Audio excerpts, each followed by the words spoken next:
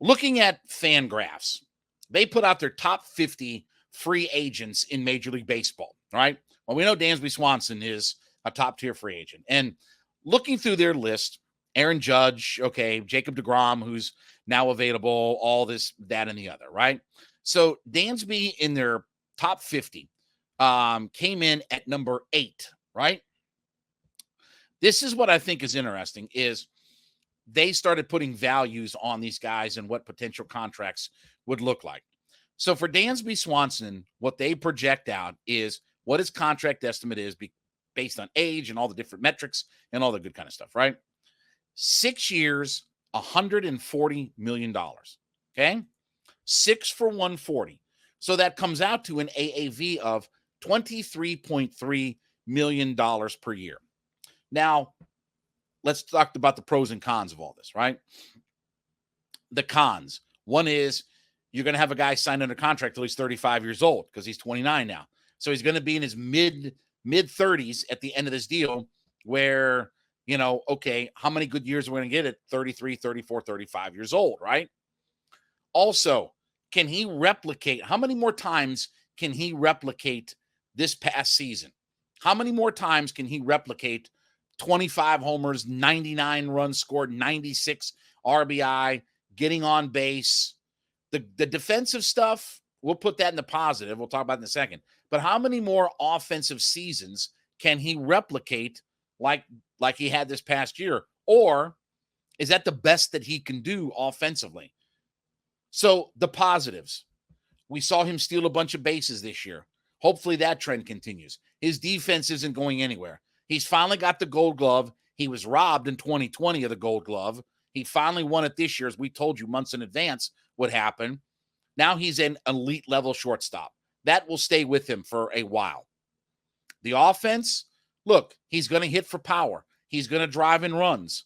And depending on what the future of where do you hit Michael Harris, maybe Dansby goes into a more run-producing role. Maybe he comes out of that number 2 hole as they get more comfortable with Michael Harris, and you've got Ronnie and Michael Harris at the top, and you move Dansby into maybe a 5-6 spot.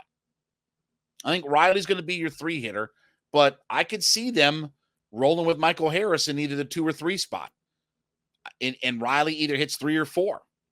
So where he hits in the future, I think they'd like to keep him at 2, but Michael Harris may bring him down into a run-producing role. And then obviously, with Ozzie coming back, a lot of things to figure out about there. Look, this is a first world problem, right? So can he replicate what he did last year? Maybe not as often, but certainly he's in line to have a few more good offensive seasons. If I'm the general manager, would I give Dansby 6 for 140? Yes, I would. First off, he plays the most important defensive position on the diamond. Okay? Let's be realistic. Shortstop's the most important place you can play. The shift is going away, so you need a guy who can give you good range all over the infield. It's not going to be all gimmicked up anymore. It's not going to be, the repo man or, fake razor or Doink the Clown anymore playing defense, Major League Baseball. As the shift goes away, you're going to need guys that are that traditional go left, go right, and cover a lot of ground. Dansby's a guy like that. So his elite level defense makes him worth a lot to start with. Then you add in, he's going to be a consistent 20 homer, 15 steal type of guy. There's a lot of value in that.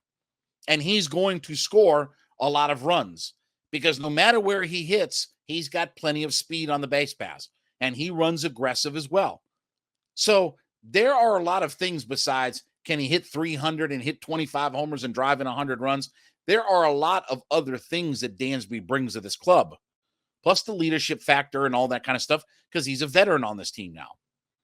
Would I give 140 for 6 years to Dansby? Yes, I would, because that's what it's going to be, $23 million a year. Not everybody on the Braves is going to get way below market value contracts. Not everybody's going to be a $6 or $7 million player. Not everybody on the Braves is going to sign a, Ronald Acuna 10 years for $8 contract. At some point, you're going to have to pay some guys. And they understand that. They know their payroll is going to go up It's going to move up. And Schiller said that they understand they're going to be they can be a top 5 payroll and 200 million and all this kind of stuff. Okay. At some point, like, guys want some money. Like, guys are not going to just play for a ham and cheese sandwich, right? You're going to have to pay me more than a cinnamon bagel and a cup of Joe, right? You're going to have to pay some money. You have to pay for Max Fried. You have to pay for Dansby. They didn't get those guys locked up, early in their career where, again, it doesn't cost them a whole lot. They wait till free agency. Dansby's a pure free agent. He's going to look at other offers. He's going to get counter offers, and he's going to decide. We had Dansby in our studios on the radio station last week, and Dansby made it clear, look, he wants to be an Atlanta Brave, and he said it's a business. He understands. I don't think they're going to, offer him, again, Trey Turner's probably going to get $250 million or more. I don't think they're going to go in that realm. I think Carlos Correa is going to play on a short deal with a high average. He could be like a 3 for $90 kind of player. So 6 for $140, yeah, that's a big chunk of money that you're going to have to put out for Dansby. But you want a power hitting, elite defensive, gold glove, steal some bases, score a bunch of runs, shortstop in baseball. You want maybe one of the 1, 2, 3 best defensive players at the most important defensive position on the diamond. Yeah, you're going to have to pay for that. It's going to cost you some money. And all of the good things that they did, signing guys to more market value contracts, sometimes you have to bite the bullet to keep your team together and offer that kind of money. So if Fangraphs is correct in looking at some of these projections, 6 for $140, I think the Braves are willing to do that. I think the Braves would do that, and I think Dansby would take that offer. Could Dansby maybe get more somewhere else? Sure. You have to start looking, though, at the teams that are looking for shortstops. The Dodgers will be looking for a shortstop. The Red Sox are going to look for a shortstop, right? There are some high market, high dollar teams looking for a shortstop.